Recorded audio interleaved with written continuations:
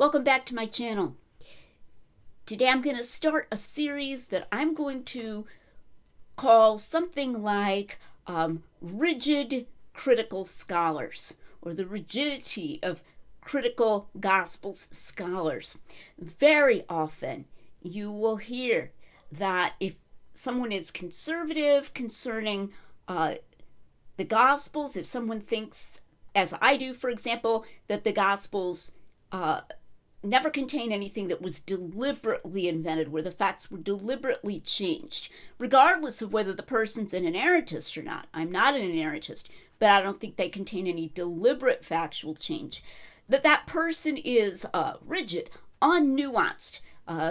Phrase Dr. Lacona's very fond of black and white thinking, all or nothing. Now, last week, I illustrated that the shoe is on the other foot because we're being told that if you even accept some obvious hyperbole, like all of Jerusalem went out to be baptized by John the Baptist, and you realize that doesn't literally mean, every single person in Jerusalem, that must mean you're now forced, if you're going to be consistent, to accept the gospel authors changing invisibly where, when, and how various things happened. And if anything is unnuanced, that position is unnuanced. Obviously, you don't have to accept all of those things or none of them to be consistent.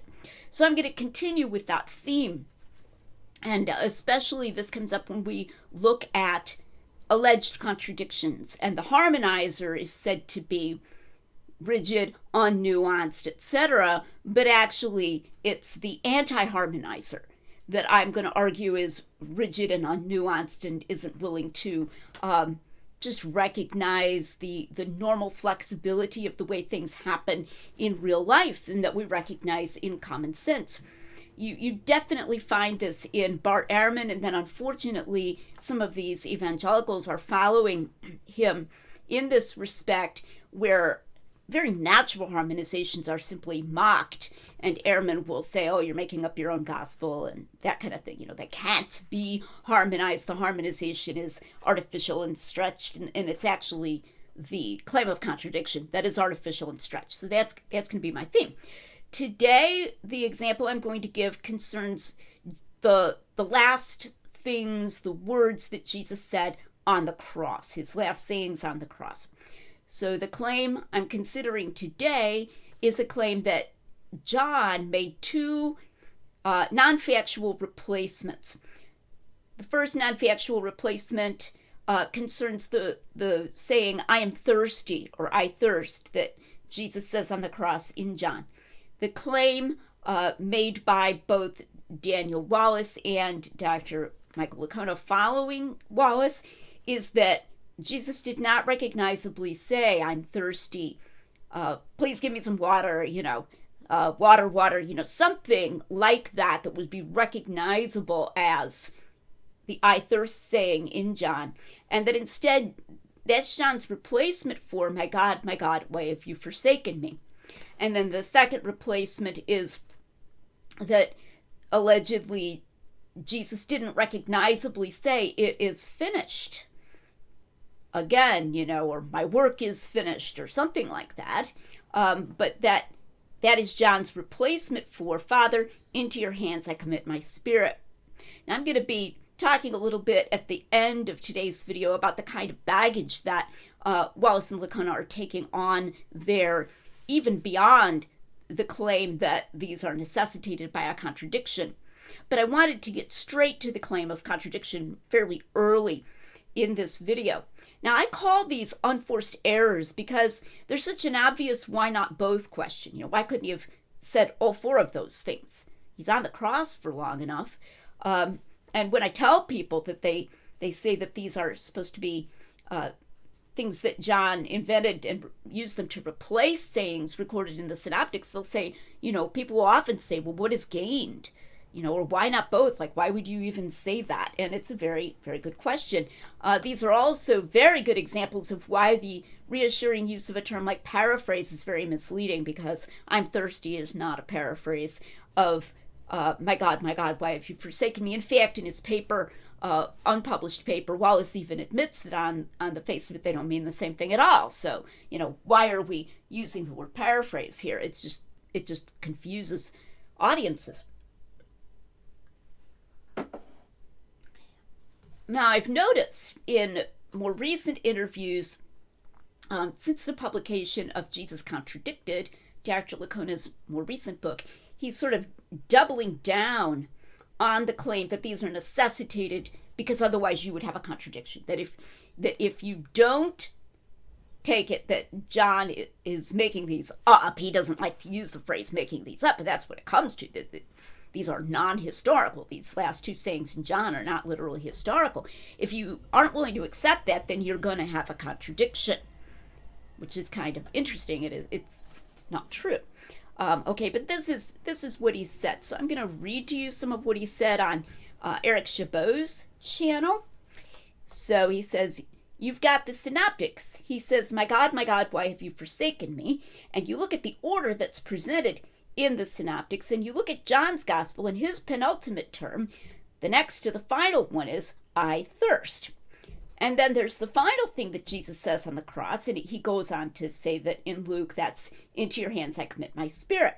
And then he continues, if John's gospel is more of a theological, historical gospel, then that kind of stuff makes sense. In other words, that Jesus didn't literally say it is finished. Okay?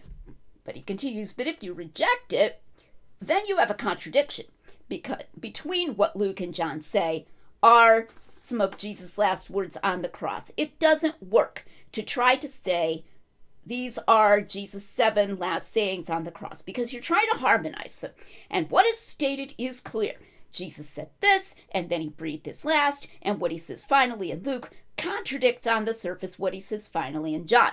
All right, so to state clearly what Licona's claim is. Licona's claim is John substituted I thirst for my God, why have you forsaken me? And I thirst was not recognizably historically said, and John substitutes it is finished for Father, into your hands I commit my spirit. It is finished was not historically said, and he claims that the statements in the Gospels are sufficiently clear that if you try to retain the recognizable historicity of all 4 of those sayings as different sayings from the cross, you will have a contradiction. And so therefore you have to do something different. You have to have somebody including sayings that are not historical. And he thinks it's John. Okay. Now, you do find internet skeptics saying that there is a contradiction about Jesus' very last words. They don't always take it that Luke and Matthew and Mark are consistent. Licona thinks Matthew, Mark, and Luke are consistent on this because he thinks the loud cry mentioned without words in Matthew and Mark is the Father, into your hands I commit my spirit in Luke. And I agree with him on that because Luke says he cried that out with a loud voice. So he puts those 3 together. The skeptics will sometimes make it a 3-way contradiction. Skeptics don't usually, that I've been able to see, go as far back as the second to the last and say there's some sort of contradiction between Luke and John on the second to the last. But Licona does claim that. So how well does this claim of unharmonizable contradiction hold up? How well does this claim hold up that we're going to have to ditch the recognizable historicity of some of these 4 sayings because otherwise we'll have a contradiction? Well, not well. And it's an example of rigid critical scholarship. Very rigid. Critical scholars reject the way that normal human life works and normal human testimony works, and they try to say that the harmonization is the artificial rigid thing, but it's actually the claim of contradiction that's the artificial rigid thing. So to see this, let's read a few verses. First of all, I'm going to read John 19, 28 to 30. This is from the NASB. After this, Jesus, knowing that all things had already been accomplished, in order that the scripture might be fulfilled, said, I am thirsty. A jar of sour wine was standing there, so they put a sponge full of the sour wine upon a branch of hyssop and brought it up to his mouth. When Jesus therefore had received the sour wine, he said, It is finished. And he bowed his head and gave up his spirit. That's John. Mark 15:34-37. And at the ninth hour, Jesus cried out with a loud voice, Eloi, Eloi, lama sabachthani, which is translated, my God, why hast thou forsaken me? And when some of the bystanders heard it, they began saying, Behold, he is calling for Elijah. And someone ran and filled a sponge with sour wine, put it on a reed, and gave him a drink, saying, Let us see whether Elijah will come to take him down. And Jesus uttered a loud cry and breathed his last. So there's the parallel passage in Mark, and then I'm going to read, which is very similar to Matthew, and then I'm going to read Luke 23:46. Luke doesn't, in fact, mention the Eloi, Eloi, lama sabachthani, but at the end he says, And Jesus, crying out with a loud voice, said, Father, into thy hands I commit my spirit. And having said this, he breathed his last. So, as I've already mentioned, Lacona and I would agree that the crying out with a loud voice in Matthew and Mark corresponds to the crying out with a loud voice, Father, into your hands I commit my spirit, in Luke. But the claim then is, no, that Luke and John are each saying this was the very last thing he said. Okay, and those can't both be separate very last things he said. Only one thing can be the absolute very last thing he said, and so there's a contradiction. And then if you count back one more, the claim is that John is saying the very second to the last thing he said was, I thirst, and then that Matthew and Mark are saying the very second to the last thing he said was, my God, why hast thou forsaken me? And, you can't have two different things being the very second to the last thing he said. So I want to describe something called a scope shift. It's just one of those little jargon terms you'll hear from philosophers. Best done by illustration, best explained by illustration. There's a difference between,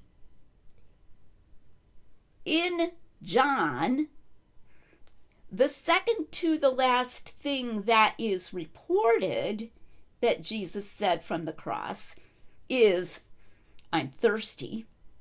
And in John, it is reported that the second to the last thing Jesus said from the cross is, I am thirsty. You follow that?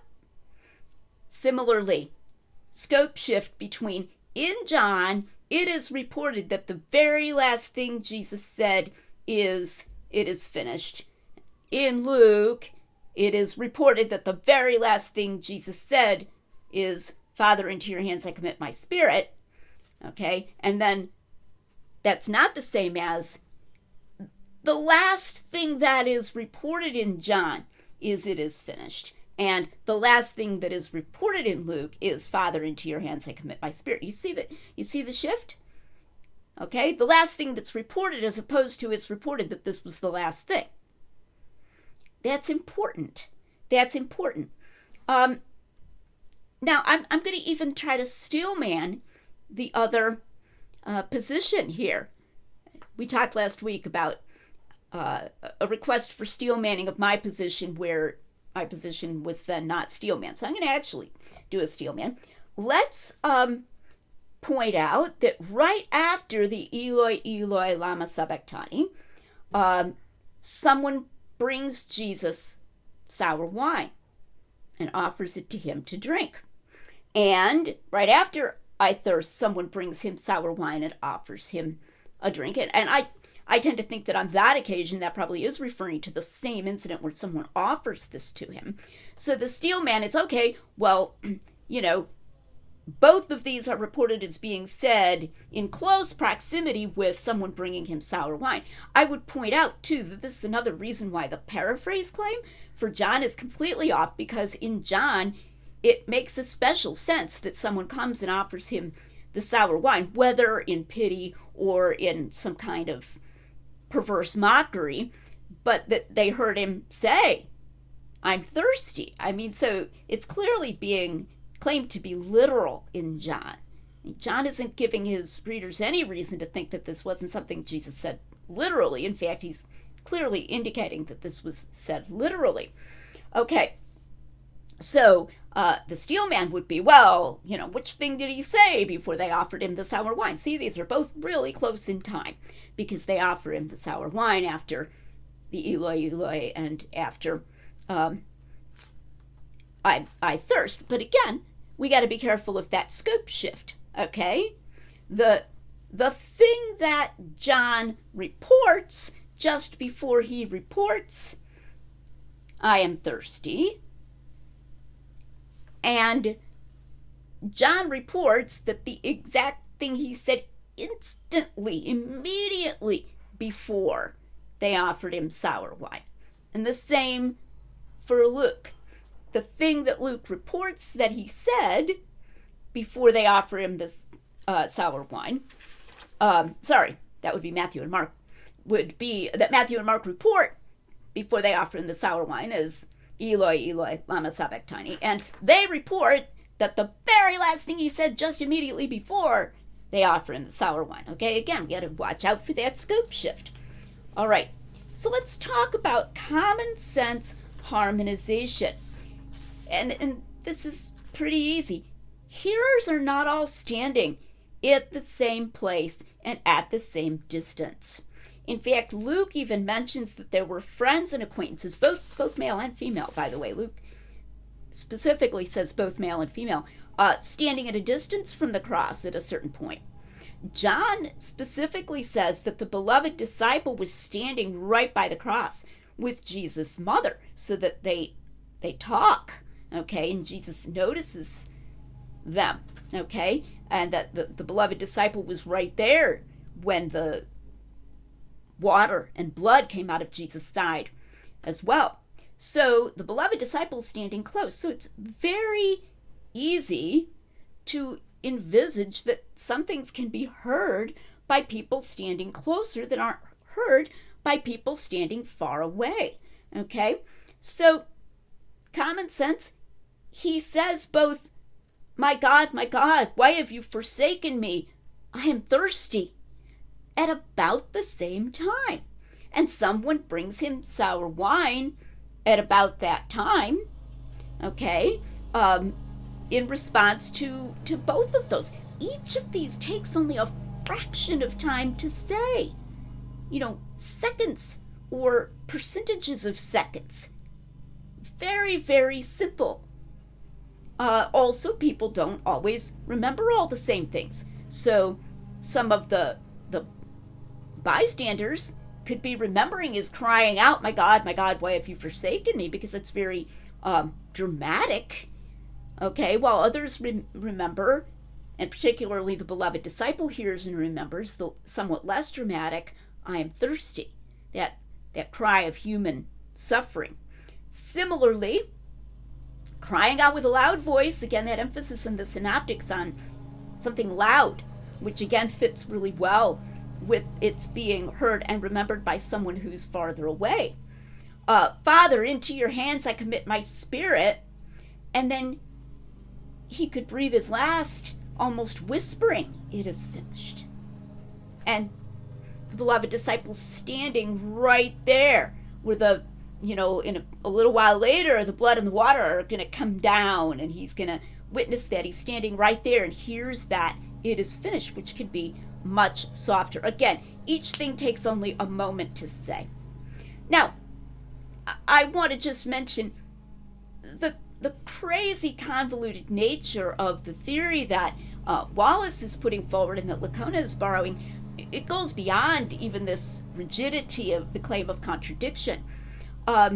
They attribute to John this strange motive that he's replacing I thirst, replacing my God, why have you forsaken me with I thirst, because it's more in keeping with his themes. But then to make it really strange, Wallace says that actually for Jesus really to be expressing physical thirst wouldn't be in keeping with John's themes. So John put something in there that's not in keeping with his themes that Jesus also didn't historically say, but John was okay with doing that because in the privacy of his own mind, where no one could really see it, he kind of knew, Jesus didn't really say this, and somehow that motivated him to make this thing up that on the face of it is even farther away from his theme of glory, that the cross is glory. Very strange. That just makes matters worse for them. Okay? And part of the reason that they're doing it is because they want to somehow reassure conservatives and say this is a paraphrase, but they're just tangling themselves up in epicycles and epistemological baggage. So let's imagine the unlikely event that Licona and Wallace were to get rid of all that extra baggage about trying to call these paraphrase and conjecturing John's incredibly convoluted motives. And they were to just double down on the claim that John or the synoptics must be making up some sayings here, because otherwise there'd be a contradiction. Maybe we don't know what their motives are, but there's a contradiction, so something has to go, something has to give, be unhistorical. And, leave aside all of that weirdness about quote-unquote paraphrase, or a broad use of ipsissima vox, as Wallace calls it. Then what we're just up against, straight up, is the rigidity of critical scholars who are not willing to recognize that people say more than one thing at just about the same time, especially really short things, that people are positioned in different places to hear things, and that people's memories are also selective. And also recognize that when John says, or I'll do it different. I'll do what Luke says. When Luke says, okay, having said this, he breathed his last, that doesn't have to mean that he didn't say anything else quietly as he was breathing his last. All right? Luke is reporting what he has. And if Luke is reporting something from somebody that wasn't right next to him, they may not have heard what he we even use the word breathed. He breathed to refer to a whisper, what he said quietly while he was breathing his last. And we don't need to call that a contradiction at all. Okay, and the same way with, you don't just count backwards and say, well, this is the second to the last thing that John reports, and that's different from the second to the last thing that Matthew and Mark reports, so now there's contradiction about what the second to the last thing was he said. We need to be more nuanced. And the nuance here, then, the flexibility and the reasonableness is on the side of the harmonization, rather than on the side of the critical scholarship that rejects harmonization. And that's what I want you to see in this series on the Lydia McGrew channel, where we're making common sense rigorous.